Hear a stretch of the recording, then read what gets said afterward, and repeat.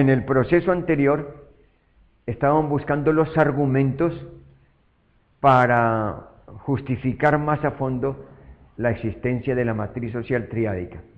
El primer argumento que encontrábamos era el antropológico y el segundo argumento que encontrábamos era el arqueológico. Ahora demos un paso más, al bíblico, porque de hecho nosotros los claretianos nos presentamos ante las comunidades no como antropólogos, no como arqueólogos, sino sencillamente como unos misioneros que teníamos nuestra arma principal o nuestra mediación principal en la palabra de Dios. Entonces, con ellos empezamos, como siempre, a leer la palabra de Dios. ¿Cómo se lee la palabra de Dios en una sociedad que tiene exactamente muy vivas estos tres elementos de una matriz social que vemos que no es solamente del Chocó, que es del universo, y que el universo antropológica y arqueológicamente me está diciendo, sí señor, ese es un ADN que existe en el universo, así como existe el ADN biológico, también existe un ADN como espiritual que caracteriza como las tendencias de la creación, a una sociedad acaparadora, una sociedad comunitaria y una conciencia que debe decidir. Y veíamos en la antropología como el tercer cerebro del ser humano es el que viene a darle a esta sociedad, que tiene posibilidades de acaparamiento y posibilidades de comunitariedad, hacer que prime lo comunitario, porque el ser humano, a pesar de todos los caminos históricos, a veces contradictorios, que siguen o seguimos, tenemos la capacidad de hacer que crezca la humanización. Nacemos para ser humanos, nacemos para humanizarnos en un proceso largo. Por eso la misma criaturita que nosotros engendramos, fíjense que desde pequeño él o ella van a tirar a acaparar. Nosotros le enseñamos a compartir, hasta le damos un poquito más para que él satisfaga su apetito y tenga posibilidades de aprender a repartir. Y el ser humano se hace mayoritario de edad cuando su conciencia autónoma es capaz ya de decidir con plena autonomía en favor de una sociedad que se humanice. Ahí la sociedad nos decreta seres humanos mayores.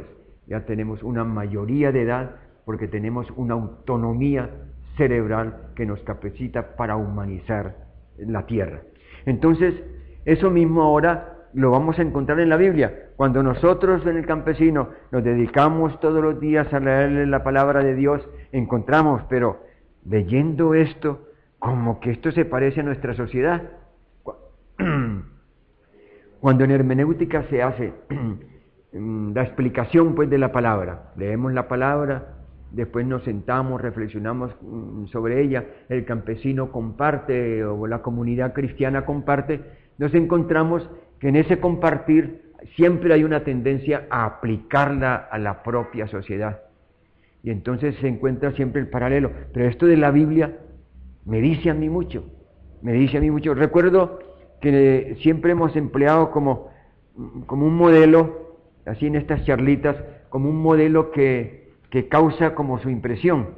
Si ustedes tienen su Biblia, tómense la molestia de abrir Génesis 47, a partir del versículo 13, la famosa política agraria de José.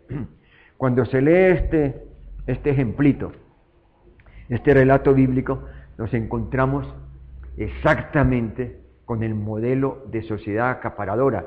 Y recuerden que José, más o menos en torno a unos 1600 años antes de Cristo, más o menos, porque todos estos patriarcas son como personajes míticos que están reflejando más bien períodos de comportamiento del grupo, y entonces en torno al 1600 todavía no ha nacido el Israel bíblico.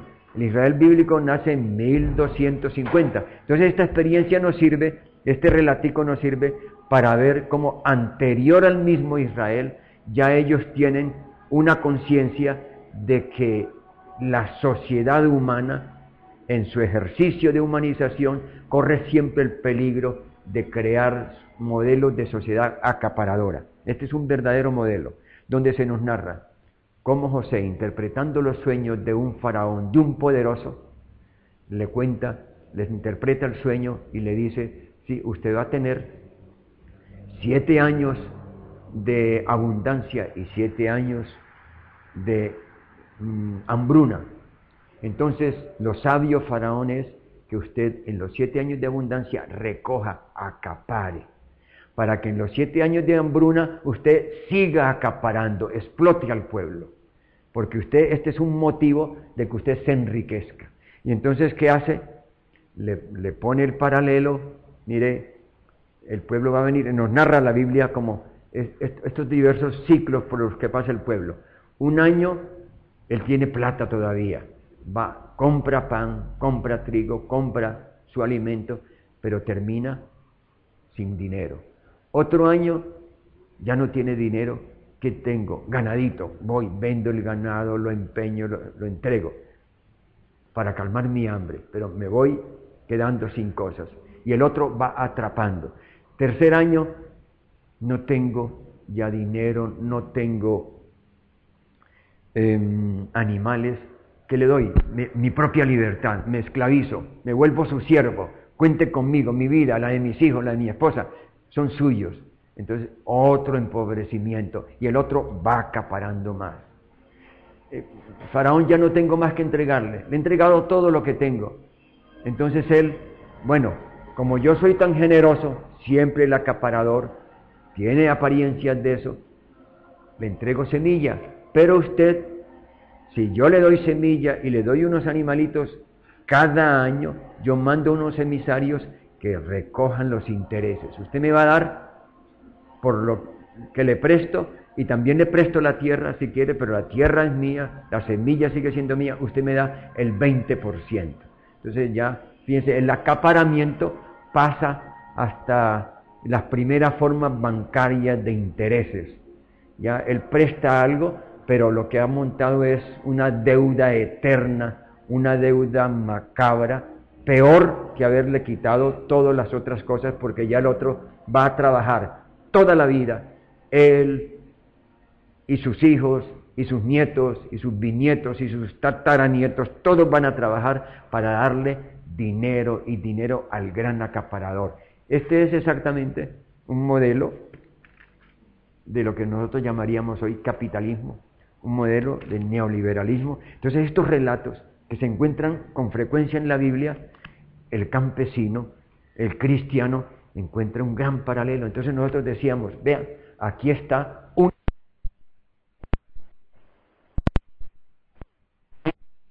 estas culturas que nos llevan milenios de existencia anterior y de experiencia en nosotros, nos están hablando exactamente de lo mismo. Entonces, conclusión, la matriz triádica en sí mismo no es una invención claretiana, no. Nosotros estamos captando y recibiendo la experiencia que nos da la arqueología de la humanidad, la experiencia que nos da la antropología, la experiencia que nos da la Biblia, porque la Biblia está llena de este modelo de relatos. Entonces, porque el ser humano, ¿qué hace? El ser humano siempre, cuando él empieza a acumular experiencia, él quiere muchas veces esta experiencia de vida comunitaria y de vida acaparadora, él necesita transmitírsela a sus descendientes para que sepan o seguir el camino del atrapamiento o seguir el camino de lo comunitario. Y entonces él en sus relatos va a contarles exactamente su vida, pero es una vida ya que ha seguido la experiencia anterior de la cual nos habla antropología, arqueología y Biblia. Entonces, el método hermenéutico de la matriz social triádica es muy sencillo, consiste sencillamente en cada relato tener el arte, la sabiduría de descubrir lo que el ser humano ha dejado allí como estampando, reproduciendo su conciencia, sus procesos de conciencia. Él ha acaparado, él ha tenido capacidad de compartir y él ha hecho opciones. Todo relato bíblico tiene exactamente esta matriz social triádica. ¿Por qué? Entonces ahora viene también en nuestro auxilio como las ciencias hermenéuticas, porque la Biblia es una hermenéutica, pero que no es exclusiva. El ser humano se ha acostumbrado a interpretar sus escritos, a interpretar sus viejos poemas, a interpretar sus historias. Él interpreta por naturaleza, porque él tiene un depósito. Entonces, las ciencias modernas nos dicen, fíjense que el ser humano capta siempre en su vida, reproduce el modelo de sociedad. Somos el modelo de sociedad invertido, como si en mi conciencia la sociedad que está me imprimiera. Aquí me imprime el modelo de sociedad comunitaria que su entorno está viviendo, me imprime en mi conciencia el modelo de sociedad atrapadora que su sociedad está viviendo y me imprime también modelos de opciones. Entonces toda sociedad que quiera construir humanización va a recoger eso como lección para el futuro. Aquí tenemos una serie de cuadros. Nuevamente le voy a hacer una repasadita. La Biblia, desde este modelo que acabamos de ver, de Génesis 47:13, con el relato de José, que nos demuestra cómo funcionaba el faraón, y que en ese relato nosotros encontramos esto, nos dice, hubo un hambre muy grande en la tierra de Canaán, y tanto Egipto como Canaán, el pueblo sufría hambre. Entonces ya me habla de esta cosa. Pero hubo un tipo, en nombre del faraón, llamado José, que les vendió a ellos trigo. Y él, cada vez que les vendía trigo, les iba quitando su dinero, su ganado, su tierra, su libertad. Y todo ese dinero se lo llevaba al faraón. Entonces, desde los primeros versículos de ese relato, encontramos un pueblo, una estructura administrativa que representaba a José y un faraón a donde va a parar el dinero. Hay ya una estructura, hay un eje central de poder, hay un eje central de despojo para el pueblo. Entonces, enseguida, él me va hablando. El relato es muy rico. Él me va hablando de aquí, el faraón le dio semillas, que el faraón le dio para que cosechara, y el faraón le puso un sistema social tributario. Esta verticalidad, este eje central, esta relación de dependencia creada por faraón, estructura administrativa, sistema social tributario y pueblo, ahora se va a enriquecer con otras dos estructuras, porque el relato me dice que cuando él le quitaba la tierra o recibía la tierra por alimento del pueblo, a la estructura religiosa no le tocó la tierra, se la dejaba, no quería entrar en problemas con ellos, nunca les quitó la tierra y dice que lo alimentaba de su mesa. ¿Para qué? Para tener esta estructura religiosa en su favor, porque esta estructura religiosa tiene conexión directa con el pueblo. Si ella tiene una conciencia sana, le va a decir al pueblo, tire por un modelo de sociedad comunitaria, no tire por la experiencia acaparadora. Entonces, esta estructura puede perjudicar los intereses del Señor, de los señores, de los dueños, de los opresores. Entonces, hay que tenerla siempre benigna. Aquí me está dando ya un retrato de las futuras sociedades, donde todos sean reyes, monarquías, sean repúblicas, sean lo que sea, van a tener la estructura, van a querer tener la estructura religiosa a su favor. ¿Para qué? Para que cuando ella se dirija al pueblo, no entre en conflicto con ellos, sino, si es posible, hasta le colabore a ellos. Por eso en la Biblia, ella nos va a contar más tarde cómo esta estructura religiosa manipulada, manoseada por este poder, y el poder administrativo llegó hasta bendecir a lo llegó a proclamar hijo de Dios. ¿Sí? Una atrocidad. que hace la estructura religiosa, pero un daño inmenso que le causa a la conciencia del pueblo, porque este pueblo, una vez que sabe o le han dicho que este señor es hijo de Dios, se paraliza en sus acciones, lo va a respetar, le va a tener miedo, no lo va a tocar, va a creer que este modelo de sociedad que le impone este señor, se lo impone en nombre de Dios, y la conciencia humana queda paralizada. El daño que hace una estructura religiosa vendida. Y también nace una tercera estructura tremendamente peligrosa, y es la estructura militar. Cuando este pobre pueblo le vengan a pedir el tributo y no tenga con qué darlo, porque tuvo que vender otra vez la tierra, porque se enfermó su mujer, porque se le murieron los hijos, porque se enfermó él mismo, por cualquier motivo, esta persona va a encontrar que si no le entrega a este señor el tributo anual, el 20%, una quinta parte de sus bienes, la estructura militar se lo va a llevar, o le incendia sus propiedades, o le lleva a sus hijos a la guerra, o le lleva a sus hijas a las dependencias del monarca. Entonces, una tercera estructura que compone este modelo de sociedad que tanto se parece a la nuestra. Un modelo de sociedad anterior a la existencia de Israel, pero Israel lo va a mantener como un modelo. Vean lo que hace la sociedad cuando ha vendido su conciencia. Entonces tenemos ya, como quien dice, este modelo de sociedad acaparadora en relatos en la Biblia. Pero la historia de Israel es sabia, no se va a quedar solo con lo negativo. Él me va a presentar también un modelo de sociedad que él soñaba. Estos campesinos, estas comunidades, estas tribus, no van a querer estar sometidas, van a tener también un alimento que los va a llevar a pensar de que este modelo de sociedad los deshumaniza, les quita vida, va a tener posibilidad de reflexionar, va a tener una conciencia. Sí, entonces estos van a soñar en un modelo de sociedad distinta. ¿Su sueño cuál es? Frente a la experiencia del siglo XIII a.C., 1250, cuando estas tribus deciden independizarse de este señor, ellas van a tener un sueño. Van a tener el sueño de volver a ser tribus, de volver a ser libres, de volver a poder celebrar sus actos culturales, sus noches de luna, todo cuando ellos compartían, cuando ellos en torno a los niños mataban animales, compartían, invitaban a otras tribus, se van a volver a organizar como tribus, ese era su sueño.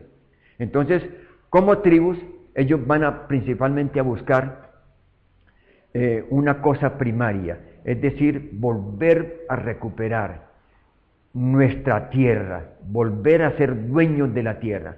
Y en la Biblia es como maestra en eso. Lo primero que hace cuando en el sueño es, si nosotros llegamos a independizarnos, volveremos otra vez a repartir la tierra, que no haya una sola familia sin un medio de trabajo. Y entonces la tierra, por eso se habla de que ellos soñaban en una sociedad igualitaria. Nosotros ahora modernamente decimos, no, la sociedad igualitaria no existe, no es posible que exista. Ellos decían, sí existe, si el ser humano se iguala en posibilidades de trabajo. Y sí existe, porque entonces ellos van a empezar a soñar cosas. Bueno, soñamos la tierra para todos. Soñamos en que si tenemos todos tierra, vamos a tener más vida. Soñamos en que vamos a tener en torno a un Dios que nuestra conciencia va a estar más cultivada, vamos a saber repartir mejor. Y soñamos también, muy principalmente, en que si nosotros, por cualquier motivo, alguien nos ataca, nos quiere destruir, esto que volvemos a reconquistar, cada uno de nosotros sin tener, cada una de estas tribus sin tener ejércitos permanentes que alimentar y por los cuales imponerle al pueblo un tributo, vamos a tener posibilidad de que si todos nos juntamos, nos podemos defender comunitariamente, que si todos nos juntamos, podemos tener una religión popular, no la centralicemos, repartámosla, porque si la centralizamos en un gran templo, nos va a ocurrir lo mismo que si centramos nuestra defensa en un gran ejército. Vamos a tener que pedir tributos al pueblo para mantener la estructura militar o para mantener la estructura religiosa. Ellos van a ser enemigos de grandes estructuras, sino que van a repartirlo todo en el pueblo. En el pueblo queda repartido la defensa, en el pueblo queda repartido la religión y en el pueblo queda repartido el papel que hacen estos señores, el rey con todas sus estructuras, que viven creando leyes para favorecer este modelo de sociedad. Entonces, aquí no, aquí van a haber sus famosos jueces populares, todas las tribus van a tenerlo, pero esos jueces ya tenían casi como una ley fija, defenderle la tierra y la propiedad para que el pueblo no se empobreciera otra vez. Entonces era una sociedad que soñaba en acabar con la pobreza institucionalizada. Ella nos va a decir en el Deuteronomio, va a haber pobres, pero combatan la pobreza para que no se institucionalicen. Todos los días va a haber pobres porque todos los días se le puede morir el marido a una mujer y queda viuda, se le puede morir el papá a un niño y queda huérfano. Entonces, pero hagan que esta viuda y estos huérfanos inmediatamente entren con posibilidades de vida para que no se institucionalice la pobreza. Y si se llega a institucionalizar en algún tiempito, entonces hagan esta ley, esta hermosura de ley que parece casi como un mito, un sueño como de difícil realización. Cada 7 años vuelvan otra vez a devolverle al pueblo la esperanza. Es decir, todo el que ha perdido su tierra, recupérela. Todo el que ha perdido su casa, adquiérala. Todo el que le entregó al templo o a la religión algún capital de dinero, religión, templo, sociedad religiosa, devuélvasela. Entonces era una sociedad que empieza a crear medios para que no exista la pobreza permanente, para tener modos. ¿Cuál de nuestras sociedades, preguntémonos, modernamente se ha atrevido a decir, cada 7 años, todo el que vendió su casa o su tierra o sus bienes las puede recuperar? No. Y en la Biblia, aunque se dude que si fue muy frecuente, lo interesante es que sale en 3 libros distintos.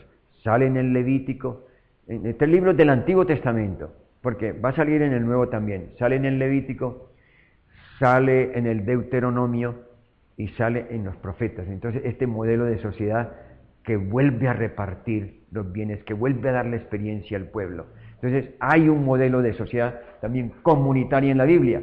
Entonces, ellos van a ir mezclando en sus relatos experiencias de esta clase que destrozan al pueblo y experiencias de esta clase.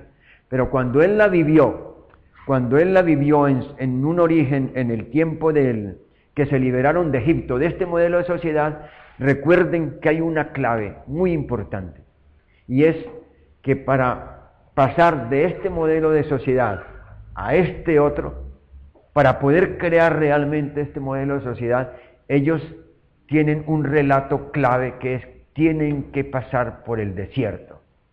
Tienen que pasar por el desierto. El desierto es una figura, también un símbolo o una expresión simbólica, llena también de mitos, donde el ser humano, este ser humano que sale de acá, de Egipto, al entrar en el desierto, tiene 2 posibilidades. Una, y la Biblia lo dice, tuvieron tentación de regresar acá. Entonces, una decisión de conciencia. Nos sacó Moisés de Egipto, pero ahora estamos nosotros en el desierto. ¿Regresamos acá? ¿O caminamos a pesar de las dificultades, a pesar del hambre, de las inseguridades, de todo? Mantenemos la decisión hacia acá. Entonces fíjense que hay una decisión de conciencia. El pueblo en el desierto decide si regresa, y tuvo esa tentación varias veces, o si camina hacia adelante, hacia un modelo de sociedad, y por él se decide, a pesar de las dificultades. Entonces el desierto, simbólicamente en la Biblia, nos queda como una expresión simbólica de las decisiones de la conciencia. No es fácil, cuando uno hace hermenéutica en la Biblia, encontrar que la Biblia me hable siempre del desierto. La Biblia me habla de decisiones de conciencia. Nosotros la remitimos siempre al desierto porque aquí encontramos el esquema bien claro en la Biblia. Cuando ella se libera de Egipto, me habla sistema faraónico, atrapador, me habla de un sueño, de una comunidad que ellos quieren construir, comunitaria, y me hablan de una realidad dura.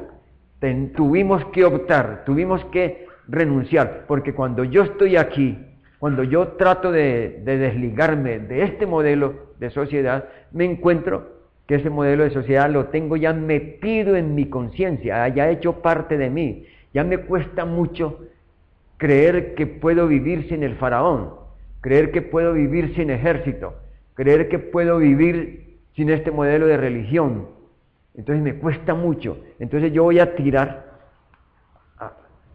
a estar siempre con este Señor. Entonces la conciencia tiene un papel supremamente importante para decirle sí o no a este modelo, o para decirle sí o no a este otro modelo. Y entonces el desierto, por eso nos traen los relatos del desierto una cantidad de contradicciones. En el desierto se dan las cosas más bellas, en el desierto se les aparece Dios, en el desierto ellos sienten su gracia, su amor, su protección. En el desierto se les dice cuál es la verdad ética por donde tienen que caminar. En el desierto ellos sienten que nace la ley de Dios en el Sinaí. En el desierto se juega la fidelidad con Dios y de Dios hacia ellos, que no los deja morir. En el desierto ellos tienen que vivir la solidaridad si quieren sobrevivir. En el desierto sueñan la propiedad comunitaria y renuncian a la propiedad privada de este Señor. En el desierto ellos sueñan en la paz, en el desierto sueñan en una sociedad nueva, pero en este mismo desierto, al lado de Dios, aparece Satanás con sus tentaciones, aparece el pecado en contra de la gracia, aparece la mentira en contra de la verdad, aparece el libertinaje en relación a la ley, la idolatría en relación a la fidelidad, el egoísmo en torno a la solidaridad, la propiedad privada en contra de la propiedad comunitaria, la violencia y la sociedad opresora en contra de la paz y la nueva sociedad. En el mismo desierto hay relatos de una clase y relatos de otra. ¿Por qué? Porque todo eso se da en nuestra conciencia. Nuestra conciencia es el campo de la mezcla. Aquí dentro de nosotros, en nuestra conciencia, está lo más santo y lo más sucio. ¿Sí? Lo más divino y lo más pornográfico. Están los sueños más cercanos de Dios, y ahí mismo pegadito están las tentaciones terrenales de acaparamiento, de destrucción, de muerte. Entonces por eso el desierto es el modelo de nuestra conciencia. Y cuando nosotros estamos en este vaivén de que no sabemos por dónde tirarnos, si por la parte positiva o por la parte negativa, es exactamente lo que sucede en el desierto y lo que sucede en la conciencia. Entonces, en todos los relatos, sin excepción, hay una narración de un suceso positivo, pero que se mueve para mejorar algo negativo, y hay unas definiciones de conciencia, hay unas opciones donde el relato termina o aprobando lo malo, o reprobando lo malo, o aprobando lo bueno y canalizando fuerzas hacia allá. Entonces, ese es el arte de la hermenéutica. Entonces, la matriz social triádica que existe en la sociedad, de la cual me da razón la antropología, la arqueología, la Biblia, cuando ya llego yo donde la gente, las personas, en mi experiencia, en nuestra experiencia, el campesinado, nuestras comunidades cristianas, ahora en la universidad con ustedes. Entonces, el arte es saberle sacar a la Biblia esa presencia de estas tres cosas. ¿Por qué? Porque, ahora pónganle cuidado a este cuadro, el proceso de la creación de un relato.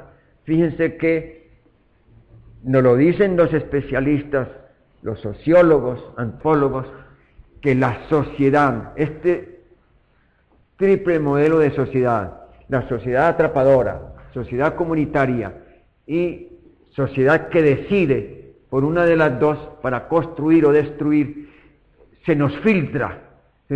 ¿Por qué? Por los sentidos se nos filtra por los esquemas simbólicos que tenemos, esquemas simbólicos culturales. Pero fíjense que se nos filtra, nuestros contextos. Estamos rodeados de contexto. ¿Cuál es el contexto en el cual estamos? O predomina este contexto, o predomina este, o estamos en esa lucha, esa indecisión. Entonces ahí siempre, todos los contextos en que estamos, todos los contextos que vivió Israel, fíjense, si quieren tener como un panorama grande, ¿por qué Israel siempre tiene relatos de opresión?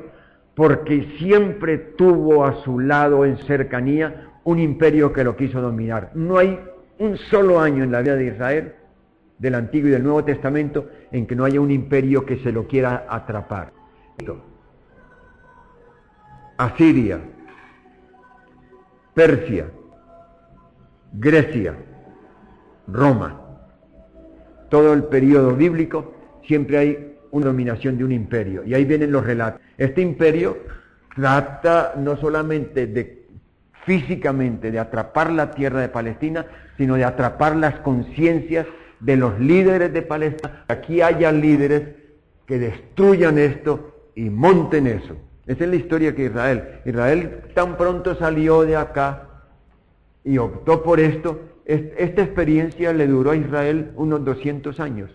A los 200 ya hubo líderes que les parecía que esto funcionaba mejor, que esto se empezó a dañar. Hay líderes que se cansan de mantener viva este modelo de sociedad, porque a veces no les da ventaja, y la Biblia nos narra. Nuestros líderes, nuestros jueces, se cansaron, se corrompieron, se atrayeron, se dejaron atraer por el lucro, por los intereses, y traicionaron la causa. Además de eso, vienen estos con sus ofertas, con su poder. Entonces Israel nos narra lo bueno y lo malo, me narra los fracasos de esto y me narra los intentos de esto. Y en realidad pasa y se apodera este modelo de este y aparece la destrucción de este. La destrucción como histórica. Pero recuerden que estos contextos que son de muerte, pero que son también de vida, empiezan a ser parte de la conciencia. Me entra por los sentidos, se me filtra por los esquemas mentales y se me queda para siempre en el inconsciente, como experiencias de vida y experiencias de muerte. Aquí. Entonces fíjense que este ya es la conciencia humana de donde va a salir los relatos. Esta conciencia humana que está cargada de relatos de experiencias negativas y de experiencias positivas, llega un momento en que sucede en toda inconsciente que necesita decir algo, porque si no digo lo que tengo dentro, me enfermo, y si lo retengo demasiado y no expreso lo que sienta, lo que vivo, hasta me hace daño. Entonces, o me curo, me libero. Entonces el escribir para las culturas siempre es hasta una necesidad psicológica, es una necesidad humana, una necesidad psicológica, una necesidad social. El ser humano termina escribiendo sus experiencias y antes de escribirlas termina relatándolas, porque es una necesidad de comunicar lo positivo, lo negativo, para que de lo negativo se saque experiencia y no se repita, y para que lo positivo se afiance. Ese era el papel que van a realizar en la cultura israelita los mayoritarios, los mayores, los abuelos, las abuelas, los padres del pueblo, ¿sí? Esos que nos hablan los mandamientos, honrarás a padre y madre, esos los mayoritarios de una comunidad, que son los que le van a transmitir a los niños y a los jóvenes y a la comunidad en general todas sus experiencias positivas y negativas, para que construyan humanamente, para que construyan y reconstruyan. Entonces, esto negativo pasa acá, pero también pasa esto acá. Entonces aquí en la conciencia se nos va a quedar siempre como las posibilidades de que cuando narremos tanto lo positivo como lo negativo. Entonces el proceso que hace siempre nuestra conciencia, cuando ellos han vivido un hecho, ese hecho, al venir a la conciencia, a través de los sentidos y a través de los esquemas múltiples, infinitos que tenemos culturales, de modo de leer las cosas, de experimentarlas, según el estrato social que seamos, según la clase social que ocupemos, según nuestros, si vivimos en el campo o en la ciudad, si vivimos en una etnia mayoritaria o minoritaria, si vivimos en una religión hegemónica o una religión popular, todo lo que se quiera, todos los esquemas que modifican nuestra conciencia y que van a matizar estas experiencias. Cada ser humano la vive de acuerdo a sus sentidos y a sus esquemas mentales. Y al tenerlo aquí, va a tener necesidad y va a querer en un momento relatar lo vivido. Pero cuando relata, no relata solamente como si hiciera crónica, repitiendo lo que vieron sus ojos, sino lo que vieron sus ojos se viene con lo que se filtraron por sus esquemas mentales, y aquí entra en un depósito infinitamente rico que cuando él va a comunicarlo, saca no solamente lo que vivió, sino lo que eso que vivió le remueve, ¿sí? Y entonces le puede remover experiencias de siglos que están aquí acumuladas de liberación o de opresión, y a través de sus esquemas mentales vuelve a relatar para que quede este hecho mucho más enriquecido, porque al vivirlo lo enriqueció con toda la experiencia de sus esquemas y con toda la experiencia de su inconsciente, y entonces queda siempre el hecho enriquecido a través del género literario que usar concretamente en la Biblia, me usan relatos o históricos, o mitos, o leyendas, o fábulas, o parábolas, o poemas, o salmos, o himnos, lo que se quiera. Entonces todos son géneros literarios a través del cual está relatado este libro. La Biblia no me relata de una manera lineal, sino me relata con el enriquecimiento de los 1000 esquemas mentales que generan diversos géneros literarios para que el hecho pueda responder a lo que la conciencia quiere en ese momento decirle al que va a asimilar el relato, sea oralmente, sea de una manera escrita. Entonces la Biblia me da a mí este panorama tan hermoso de que ciertamente ella, cuando escribe, como los que escriben son seres humanos que han vivido esta triple experiencia, ellos me relatan concretamente las cosas, poniéndome el modelo de sociedad o dejando huellas del modelo de sociedad opresora, del modelo de sociedad liberadora y de la opción que la conciencia ha tomado.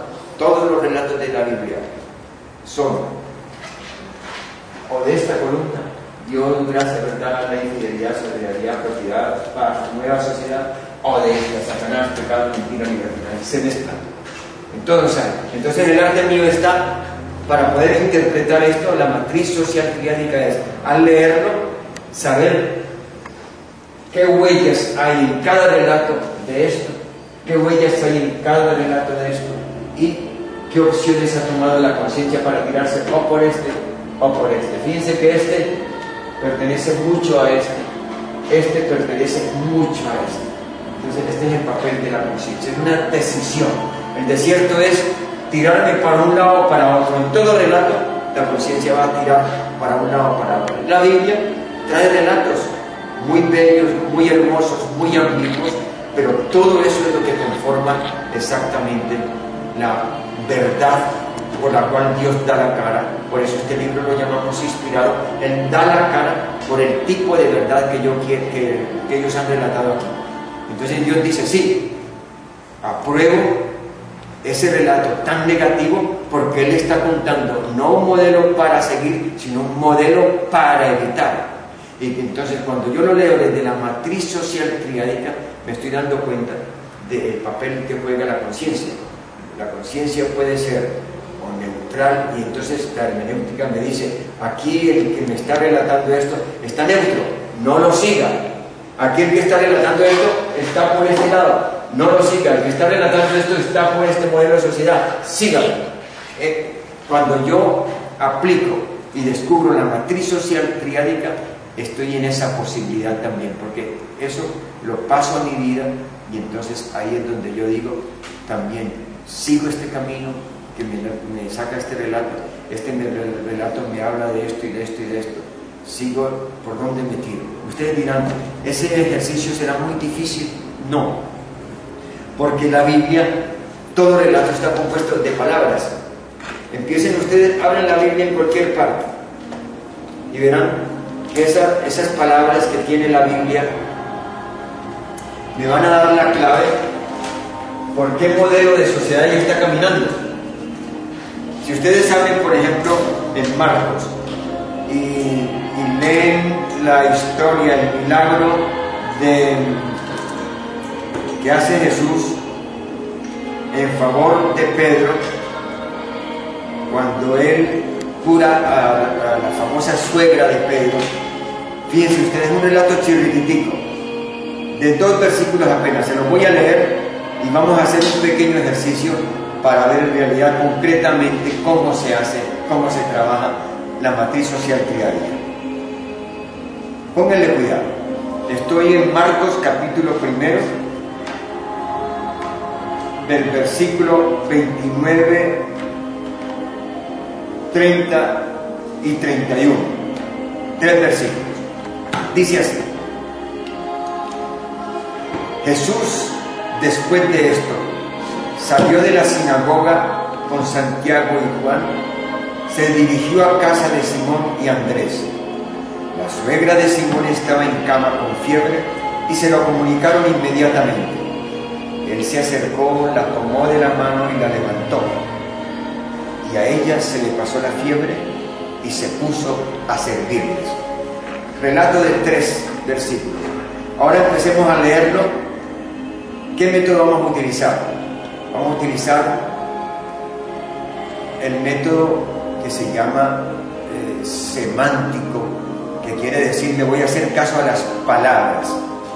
Y voy a utilizar dentro de este método del hablar y de escribir, el método sintaxis, que voy a relacionar unas palabras con la otra. Y verán que yo podría hacer 3 columnas y me va a dar exactamente unas palabras, van a favorecer, van a expresar este modelo, otras palabras me van a expresar y otras palabras me van a expresar decisión de la conciencia. En un relato tan pequeñito le voy a presentar estas palabras. Jesús salió de la sinagoga. Vamos a coger palabras y verbos. Sinagoga, ¿qué era para ellos? ¿Qué era para Jesús? ¿Cuál es el contexto para Jesús de una sinagoga? Es un contexto negativo. ¿Por qué? Porque la sinagoga era donde se confrontaba a Jesús. La sinagoga era la que hacía vivir concretamente al pueblo la ley. Si el templo da una ley injusta, la sinagoga la replica. Si el templo, el Sanedrín, da una ley que no favorece al pueblo, la sinagoga la replica. Entonces, por eso Jesús encuentra en la sinagoga el retrato de la institución templaria y de la institución del Sanedrín. Y aquí encontramos una palabra: sale de la sinagoga. En la sinagoga, ¿qué le ocurría a Jesús? Le impedían hacer sus milagros, le impedían ejercitar el amor. ¿Por qué? Porque para ellos valía más la ley del culto que la ley del amor. Entonces Jesús en la sinagoga encontraba enemigos. Usted está faltando a la ley, usted está quebrantando la ley. Entonces la sinagoga me lleva a un modelo de sociedad de esto. Aunque sea un elemento religioso, está exactamente una estructura religiosa metida en esta estructura de este modelo de sociedad, donde no prima la necesidad de este pueblo, sino prima es la necesidad de que la estructura religiosa quede ejerciendo su poder, ejerciendo su propio beneficio, no el beneficio del pueblo. Entonces la sinagoga es una palabra en este contexto negativo. Puede que en otro contexto sinagoga sea positivo, pero aquí está leída por el que está escribiendo, sale de la sinagoga y ya hay una opción. Fíjense, ya si yo pongo en este la sinagoga es porque ella me está favoreciendo a esta estructura y me está perjudicando al pueblo. Pero si yo digo, sale de la sinagoga, ahí hay una opción de Jesús. Él no quiere estar en la sinagoga. Él no es de la sinagoga. Él quiere alejarse de la sinagoga. Entonces ya hay una opción que me está diciendo, salgan de ese modelo de estructura religiosa. ¿A dónde se va Jesús? Y dice, sale de la sinagoga y con Santiago y Juan, con otros, comunitariamente, se dirige a casa de Simón y Andrés.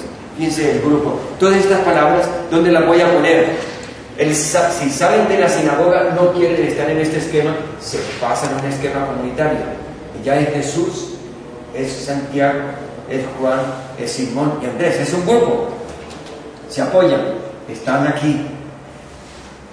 Y cuando llegan a la casa, ¿qué ocurre? La suegra de Simón estaba en cama con fiebre y se lo comunicaron inmediatamente. Ahora hablan de una mujer. Mujer, si está con fiebre, impura. Ya por ser mujer, en la estructura israelita, en su estructura, la mujer es, desde su sexo, es negativo. Su problema de menstruación, su problema de sangre, cuando está enferma desarrolla energías negativas, no se le puede tocar. El que toque a un enfermo, el que toque algo con fiebre, se contamina, son energías negativas. Entonces una mujer enferma, ¿dónde la pongo? La puedo poner como víctima de esta sociedad, pero ella no pertenece a esta sociedad, es víctima. La tengo que poner acá, porque al ser víctima de esa sociedad, precisamente Jesús se desplaza de esta sociedad para poder encontrar a esta víctima. Entonces, fíjense que ya en dos renglones estoy encontrando tres elementos que me reflejan la sociedad: sinagoga, compañeros que salen de la sinagoga con Jesús, una mujer enferma y una opción. Primera, salimos de este modelo y nos venimos a otro. En dos versiculitos. ¿Cómo lo he logrado? Lo he logrado con la semántica y la sintáctica, que quiere decir, cojo palabras claves y veo dónde, en el contexto de Jesús, dónde las ubico. Tiene que ser en el contexto de Jesús, porque este relato se refiere a Jesús. Este relato no se refiere al Antiguo Testamento, a un hecho concreto de la vida de Jesús. Y ahí entonces encontraría y encuentro su opción. Y sigo. La suegra de Simón estaba en cama con fiebre y se lo comunicaron inmediatamente. Entonces, ahí hay algo. Yo tengo que hacerle caso a este otro. Fíjense, voy a señalarle los verbos que han salido hasta ahora. Salió de la sinagoga, se dirigió a casa. Hay opciones. Salir de allá, dirigirme hacia la casa de la pobre. Y ellos se lo comunican. Entonces los que están aquí, si viven vida comunitaria, al encontrarse una enferma, le dicen: Jesús, tenemos una enferma. ¿Sí? Hay un verbo también positivo, una opción de comunicación de la enfermedad. Jesús se acerca, la toma de la mano y la levanta. ¿Dónde ubico estas palabras? No son de acá, son unas opciones que Jesús toma en favor de esta. Se acerca, la coge de la mano, la levanta. Se acerca, la toma de la mano y la levanta. Tres verbos que me reflejan tres opciones de Jesús, corriendo el riesgo de que está quebrantando una ley, las leyes falsas que daban acá, que no permitían el amor. Para eso él se sale de aquí y se viene acá donde el amor es factible, donde el amor se permite su ejercicio. Y entonces ahí sigue, se le pasa la fiebre a la mujer, queda curada y se puso a servirles. Una última opción. Esta mujer curada, ¿qué opción toma? Servir a la comunidad. Sirve a la comunidad, se vuelve diaconisa de la comunidad, se vuelve servidora de ella por la curación de Jesús. Es como si Jesús en ese acto hiciera una primera ordenación de servicio a esta mujer, que si ya la vamos a comparar todo este pequeño relato con nuestra historia, a esta mujer excluida, marginada, fíjense cómo se le incorpora. Ya su sexo no daña el amor, su sexo es incorporado al amor, entonces ya se lee a la mujer desde lo positivo, no desde lo que me amenaza, me perjudica como varón, sino desde lo que me complementa como ser humano. Entonces, es un relato tan pequeñito, fíjense ustedes cómo está cargado de estos tres elementos. Aquí está reflejada la sociedad triádica de Jesús. ¿Cuáles son los elementos? Hasta el cansancio lo repetimos. Opción por una sociedad explotadora, marginadora, excluyente, u opción por una sociedad comunitaria, comunicativa, benéfica, participativa, dignificadora, incorporadora, servicial, con unas opciones que han tenido que tomar desde Jesús, los discípulos y ella. Fíjense que todos toman una opción. Ahí tienen un ejemplo bien pequeñito cómo se trabajaría esta hermenéutica. Todo el trabajo y la sabiduría está en que uno haga ejercicio y vaya al lado de alguno que tenga experiencia. Entonces, ¿qué tenemos que hacer? Fíjense que hay, que ustedes dirán, no, pero como usted ha estudiado Biblia y sabe Biblia, por eso nos dice a la primera que es la sinagoga, que era tal cual. Pero siempre recuerden que en toda comunidad, nuestras comunidades no son ignorantes del todo. En toda comunidad hay, porque somos cristianos, ya hemos oído relatos, nos han explicado la Biblia, hemos estudiado, hay quien sabe un poquito más de lo que uno sabe, ahí compartamos. Entonces ahí nos van a decir, esta palabra es positiva o negativa. Si yo no sé, alguien dice, creo que es positiva, creo que es negativa por esto y por esto. Este verbo, ¿será que toma una opción? Entonces pónganle cuidado que las opciones no están en las palabras sustantivas, las opciones están en las palabras de verbos. Ahí donde... Entonces, háganle cuidado a los verbos, pónganle cuidado, verán que encuentran siempre opciones en los verbos. Y pónganle cuidado a las palabras sueltas, esta palabra sinagoga, esta palabra templo, esta palabra sacerdote, es positiva o negativa en este contexto. Y pónganle cuidado a la sintaxis. Entonces, relacionen una palabra con la otra. Aquí las hemos relacionado. Relacionamos sinagoga, que pertenece a esto, la relacionamos con casa de Pedro.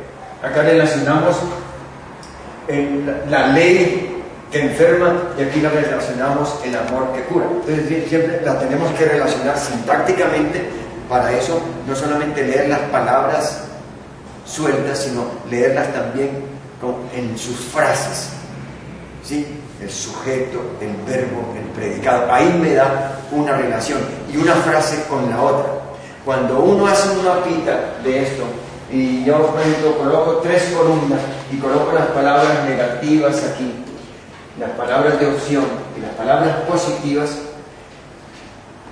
también puedo hacer, para profundizar más la hermenéutica, puedo empezar a relacionar las palabras negativas. Y hay una cadena. Aquí, si yo cojo la cadena de las palabras positivas y negativas, me encuentro, relaciono Jesús con Pedro, con discípulos, con mujer. Y hay una lógica. Jesús se sale, pero llevando a otros. Estos otros los llevan donde la mujer, y estos otros le hablan de la mujer, y entre todos como que terminan, ¿sí? Entonces dice uno, no es Jesús solo, es con compañía de ellos, y es con una víctima. Entonces encuentro como una lógica hermosa, donde junto todos los sujetos positivos, y lo mismo los elementos negativos, junto sinagoga, con fiebre, con salida, ¿sí? Entonces hay una sinagoga que enferma. Entonces, ¿por qué? Porque es así, a lo mejor precisamente estas mujeres marginadas, estas mujeres expulsadas, uno cree que en su inconsciente no quedan las huellas, quedan las huellas, y quedan esas huellas que enferman el alma, y enfermando el alma y la conciencia, enferman también el cuerpo. Vean, esta es la belleza de la hermenéutica triádica. Entonces, les repito esta cosita. Lo triádico no es invención de los claretianos. Los claretianos lo único que hemos hecho, al estar cercanos al pueblo, descubrir esa tríada que existe allá en ellos y empezar a ver que esa hermosa tríada está aquí en la Biblia, pasando por la antropología, pasando por la arqueología, pasando por toda la historia bíblica del Antiguo y del Nuevo Testamento, que está aquí. Como un ADN, el ADN está en todo nuestro cuerpo y en las partículas, en las células más mínimas, está ahí la clave. Lo mismo aquí. Esta tríada negativa, positiva, conciencia, está presente en la Biblia, en el relato más pequeñito, a veces en un solo versículo. En un solo versículo les pongo el ejemplo. El Magnífica. En un solo versículo me da los 3 modelos de eso, en una sola cosita, ¿sí? Calma el hambre al otro, a los hambrientos y a los ricos los despide vacíos. Ricos, hambrientos, despide. A unos los despide y a otros los colma. En una sola linecita, que no ha terminado un versículo y ya me está dando la clave de la sociedad, ¿sí? Así de bello es. Si uno ya empieza como a pensar, y cuando uno lo lee es hasta un desafío. Ustedes que son universitarios y les gustan los desafíos interesantes, buenos, sabrosos, pónganse y verán a ver quién es capaz de encontrar más elementos negativos, más elementos positivos, más opciones de conciencia en el ejercicio de la semántica, en el ejercicio de la historia, en el ejercicio de la riqueza cultural. Entonces todos vamos sabiendo en la historia, vamos haciendo nuestros propios diccionarios donde vamos metiendo las cosas. A ninguna persona, por ejemplo, que le digan templo es inocente frente a esa palabra. A ninguna persona que le digan guerra es inocente frente a esa palabra. A ninguna persona que le digan amor, no. Todos sabemos algo de cada palabra en la historia porque las hemos construido como seres humanos. Entonces hagámosle caso, entremos desde la palabra hacia las bellezas de la hermenéutica. Entonces el mérito de los claretianos está en que hemos sabido recibir esta tríada social existente, que la hemos convertido en un método con los riesgos que tiene otro método, en todo método, sus limitaciones, su praxis acertada, pero es un método hermoso, se lo garantizo, porque la experiencia nuestra, la vida nuestra, lo garantiza. Nuestra palabra está empeñada, créanme y verán, háganlo también ustedes vida y verán a dónde los lleva esta hermosura.